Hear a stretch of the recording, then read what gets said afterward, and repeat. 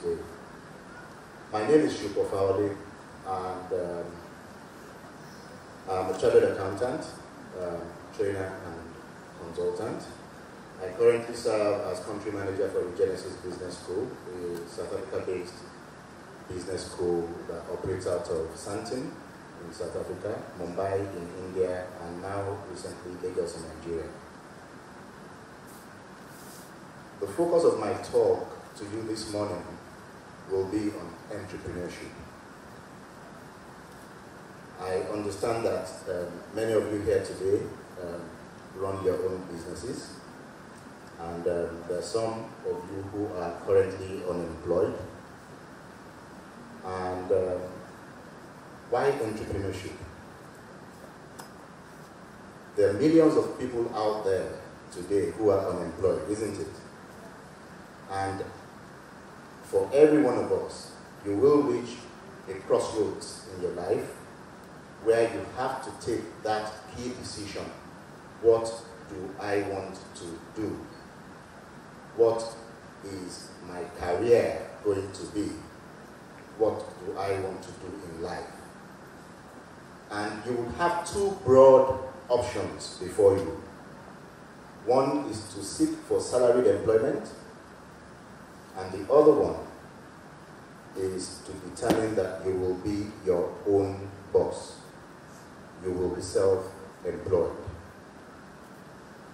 And when you take that decision to be self-employed, you become an entrepreneur.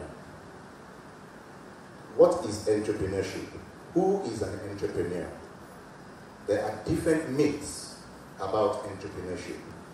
When I say myths, I mean there are certain beliefs, widely held beliefs, that are not necessarily true about entrepreneurship and entrepreneurs. So those are some of the things that I will be talking about this morning. So what is entrepreneurship, or who is an entrepreneur? An entrepreneur is someone who identifies opportunities, puts in place a plan and the resources to pursue those opportunities, and then implements the plan successfully. So you will see that in that definition, being an entrepreneur goes beyond just having an idea, a brilliant idea. And that's one of the things that people feel. Entrepreneurship is about having ideas. I tell you what, there are so many people out there with brilliant ideas every day. In fact, I think that in Nigeria, we're ideas people. We tend to always have fantastic ideas. But the major difference between someone who has an idea and an entrepreneur is that for the entrepreneur, it doesn't just remain an idea. The entrepreneur is the person that sits down and says, how can I translate this idea into reality? How do I make a plan and get this idea from just an idea that so many other people may have into reality, into a product or a service that people are willing to pay for? That's what makes an entrepreneur. And we see around the world today, there are so many entrepreneurs, and I'm sure you are aware of many of them. You're probably more aware of those who are outside the shores of this country. We all know Bill Gates, isn't it? Microsoft, who believed that if everybody could use Windows, if he could make Windows visually appealing, then more people would use it and they will be able to sell more of the software. And the rest is history. He dropped out of school, started his business in his garage, and eventually became the richest man in the world. We've all heard of Steve Jobs of Apple, in collaboration with Steve Wozniak. We've all heard of Mark Zuckerberg of Facebook, and I'm sure many of you have Facebook accounts today, isn't it? Okay? So these are global entrepreneurs, people that we all know about. But if you look closely at home, we also have major entrepreneurs in Nigeria, don't we?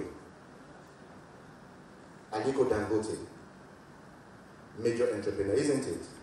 Dr. Michael Adenuga, Felicia Phillips, isn't it? Mrs. Olayinka Adedayo of Tasty Fried Chicken, isn't it? Okay. Nnamdi Ezebo of Slot. Do we know Slot? Major entrepreneur. And the reason I'm saying this is that at times we have a mindset that even though we run our own businesses, we are not entrepreneurs, because the perception that we have is that to be an entrepreneur means you must do something big. You must invent something new. It's not necessarily about inventing something new. Did Ted Turner of CNN, did he invent TV news? There was TV news before CNN, isn't it? But he took the TV news and delivered it in a way that is unique and brilliant. And he made so much money. So much money that he was able to give millions of dollars to the United Nations. So it's not just about having an idea. And if you look at these people that I mentioned, each one of them took their idea, set out a plan to translate that idea into reality.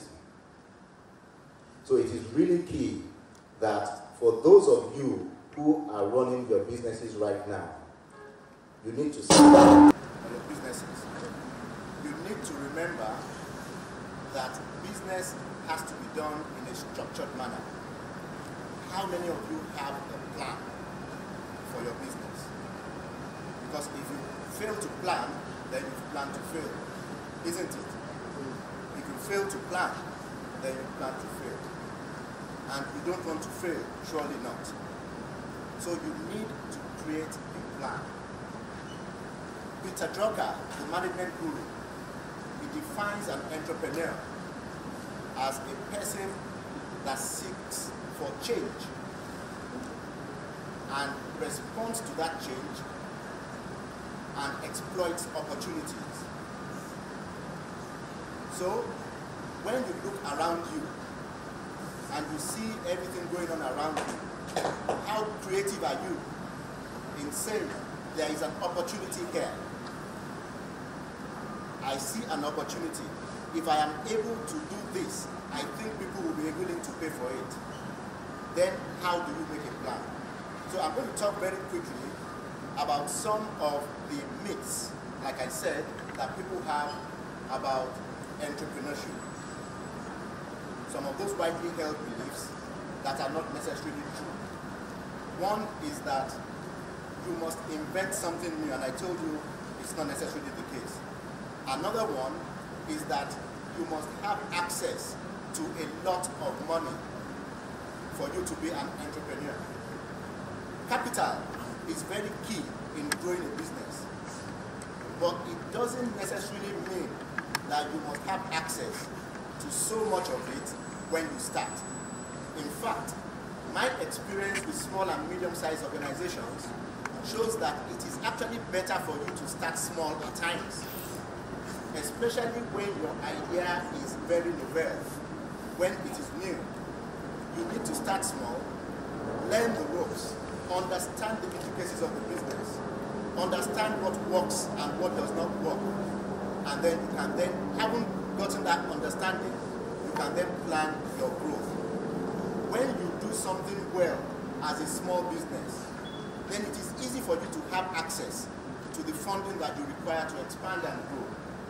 Because when you go to a bank or you go to individuals to finance your business, the first thing they're going to ask you is, have you done it before? Have you done it on a small scale? When you did it on a small scale, did it work?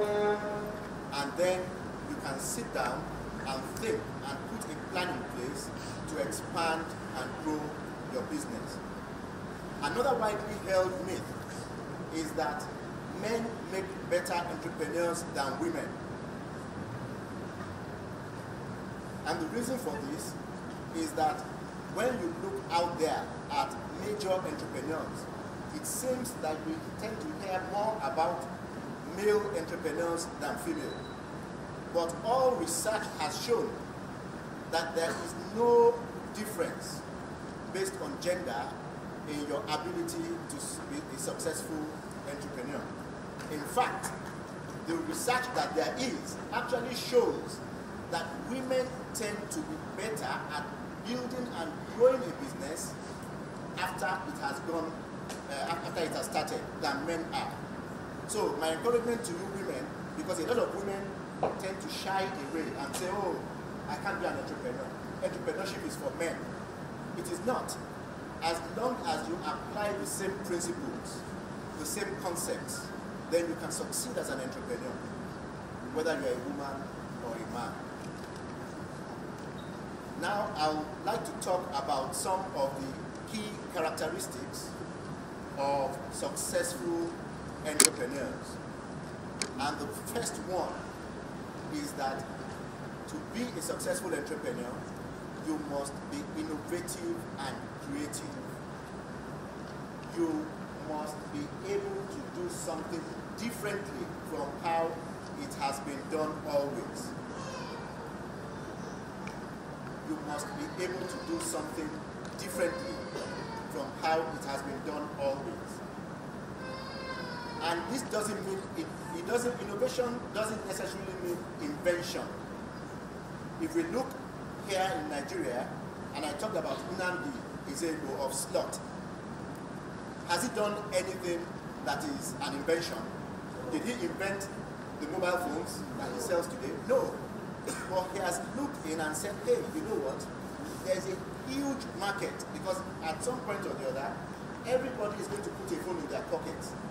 If I can make these phones available to a whole lot of people at an affordable price, and in a way that they know that they can trust that the phones they get from us will work and will be durable, then this business can happen. And you can see how Slot grew from a small business in Ikeja to a multi-location business it is today. A multi-million naira business, hundreds of millions, multi-billion actually, a multi-billion naira business. And so you must have the ability to be innovative and be creative. If I'm going to leave anything with you today, it's going to be in some of these secrets, what I call secrets of success. And I borrow these things from the book, Secrets of Success, written by Dr. Marco Sarabanja, the founder and chairperson of the Regenesys Business School. First one is vision. Your ability to envision the future. Successful entrepreneurs tend to see what others don't see. They look well into the future, and where people see chaos, they see opportunity. Where people say it cannot be done, they say it can be done. You must have the power to envision the future of your business. Envisioning means thinking well ahead into the future. Think big. Dream. Marco says that successful people and businesses have dreams, and that success is created twice. First in your dream, and then in reality. So you must have the power to dream and dream big. I want to start this business today. But this business, if I do it very well, I think I can take it around the whole country. I can take it around the whole region in West Africa. I can take it around the whole continent. And I can take it around the world. Why limit yourself? Why create your own limiting factor in your minds? Because you can be anything and everything you want, as long as you can dream it. So, very important, ability to envision. The second one is perseverance. As you take the steps to turn your vision into reality, you will most certainly come against challenges. You will see obstacles. Those obstacles are there for two reasons, depending on who you are. For some people, those obstacles are to stop you and create despair and let you turn back and say it cannot be done. For others, those obstacles help to mold you and shape you and tell you that despite these obstacles, it can be done. Despite these challenges, I can achieve my objective. So successful entrepreneurs have an interesting ability to remain focused. They focus on their objective and they keep doing what they're meant to do, even with the challenges at hand. Another one is planning. We've talked about vision, perseverance, planning. When you have that wonderful idea, you must create a plan to take it from that idea to reality. I've talked about that. Very critical. Whether you are going to be an entrepreneur or not, all these things apply to you anyway, whether you're going to be an entrepreneur or not. Planning, the ability to put a plan in place, to think about the future. Planning is extremely important, and I can't say this enough. For a lot of people, their planning happens in their heads, in their minds. You need to take it one step further and document your plan. Document your plan. It is a discipline that allows you to think carefully about what you want to do. It is very easy to think. Our minds are very, very agile. We can think of so many things at the same time. But when you sit down and start writing, you are forced to rethink what you are writing. As you write, as you document, as you type out your plan, you are forced to rethink it. And it makes a big difference in whether you will come up with a plan that is viable or not. And you have to be realistic when you are making your plan. So you can think, because I talk to a lot of young people, and at times they come to me and say, you know, I want you to review my plan. I put together this plan and I want you to review it. Okay? The plan is this. I want to set up an events management business, just like Mrs. Zacchaeus was saying. And in the first year, I think we might make 50,000 naira. In the second year, we can make 10 million naira, and in the third year, we make 100 million. Is that a plan? That is not a plan. Those are objectives. The plan is how are you going to translate that idea into reality? What exactly are you going to do? You have to develop a business plan. You have to document it and give it to other people, bounce it off them, and see that when you do your planning well, it actually helps you, because in that plan is your contingency plan. As you go ahead, if things go wrong, then what happens? You have already thought about what could go wrong, and you have put in place certain mechanisms, certain responses that you will make if those things materialize. And so it helps your implementation process. So you have to be able to plan. Another key ingredient is decisiveness. There are many times that many of us start off with a wonderful plan, and then we need to take decisions. And we say, okay, let me look at it again, I'll push it off to tomorrow. Usually you would find that you cannot be a perfectionist to be an entrepreneur. You can be an entrepreneur and be a perfectionist. But it doesn't necessarily mean that by being you will never start. There are times when you just have to take the decision and move on.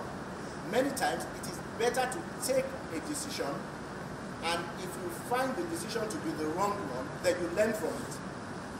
Learning is an ongoing experience. It's a lifelong experience. And you would find that many times, successful entrepreneurs do take wrong decisions. They learn very quickly from those wrong decisions, and they move on. They don't allow anything to faze them. So they move on with their lives. I'm going to end this with my own very short personal story, why I feel that, you mustn't ever let go. You just have to keep going on. Like I said, I'm a graduate of economics. I was in the University of Ife, and I left Ife in 1986. And thereafter, I went to the UK. I did my service. I went to the UK, like most of us did at that time, looking for some opportunity or the other. And I came back to Nigeria in 1989 to join Ernst Young. Ernst Young is a firm of public accountants. I sat in there and I was in Ernst Young for 4 years and became a chartered accountant. I then moved on to become treasury officer in a mortgage bank. And in 1994, I joined Phillips Consulting. And I joined Phillips Consulting mainly because of the way Mr. Phillips explained to me the vision of Phillips Consulting. Many of you know of Phillips Consulting, don't you? Okay. Many people today see Phillips Consulting as that big firm of consultants. But guess what? When I joined Phillips in 1994, we were working around the dining table in Mr. Phillips' house. 5 of us around a dining table. And he said, we can make this consulting firm the largest indigenous consulting firm in Nigeria. And I bought into that vision and I joined. And over the years, Phillips Consulting evolved to become a leading indigenous consulting firm. I left Phillips Consulting in 2007 as an executive director, and I set up a company called Multi Terrain Projects, essentially offering business advisory services to infrastructure projects. And at that time, it was very tough. Believe me, usually when you start, it's very tough. You do your planning, you do your whatever, it's always very tough at the start. And it was really tough. And I said to my colleagues, some of the people I had employed into Multi Terrain, and I said, guys, we've just got to keep being focused. And we sat down one day and set out a plan. In the first year, by the way, our turnover in the first year was less than 30 million naira. So in that year, I was extremely broke because I had to pay salaries. In fact, I had to borrow to pay salaries. But I believed in what we were doing. And we sat down around the table in the office and came up with a plan and said to ourselves, here we are offering business advisory services to infrastructure projects. And when we look at these projects, the people doing the projects are making so much money, and we are being paid peanuts for our advisory services. In fact, at times, we will do the work and yet we are not being paid. But it was better to continue doing the work and building up receivables than not doing any work at all. So we went on through that process. And again, in one of our planning sessions, we then said, guess what? These projects that these people are doing, why can't we do the same? We have the ingredients to make these projects work. They call on us to add value to their projects by providing them with advisory services. We've got fantastic project management capabilities. We've got fantastic ability to think through processes and all those things. So why can't we do that? And I said, you know what? I'm not an engineer, but we've been advising infrastructure projects which are done mainly by engineers. And so, if I put together a team of very solid engineers, why can't we do it? And we went for a bid. And whilst people were saying, look, these are the people we've got. I'm this engineer and this. And I said, you know what, guys? I'm not an engineer. I'm a business consultant. But we've got the ingredients of success for engineering projects. And so when you see up there, you see Multi Terrain an engineering services firm. That is what it is today. but I wasn't an engineer at that time, and I'm still not an engineer. We made our presentation, and we got the job. And it was fantastic. And I said to my colleagues, this first job will completely redefine our future. How? By making sure that we do it damn better than anybody else could have done. And we put our hearts into it, and we put our minds into it. And we did the job on time, right level of quality, and within budget. And thereafter, we went on to our next project. Last year, 2013, we made over ₦1 billion in revenues. And when we did that, I said to my colleagues, now I think I'm an entrepreneur, and I have to move on to my next challenge. And I left the business, and I left 50% of the business in the hands of my colleagues. And I said I needed their commitment to take the business forward and turn Multi Terrain in the electricity industry as a service provider, turn it into what Julius Berger is in Nigeria today. And I am no longer in that business. I now serve as a non-executive director, and I left that business. And now I'm with Regenesys Business School, because I also have a passion, and I believe that this is the path I have chosen in ensuring that I can gain fulfillment in my own life. A passion to ensure that I can impact knowledge in other people. I can help people to move from where they are to where they want to be. So, if you're going to remember anything, I will leave you with these three things. One, vision. You must have the ability to think of the future, to envision the future. Second, you must learn perseverance. Obstacles will come your way. Big challenges will come your way. You must look at those challenges in the eye and say, I'm going to go across and overcome these challenges. And thirdly, the ability to plan. You must be able to document your plan. Thank you very much.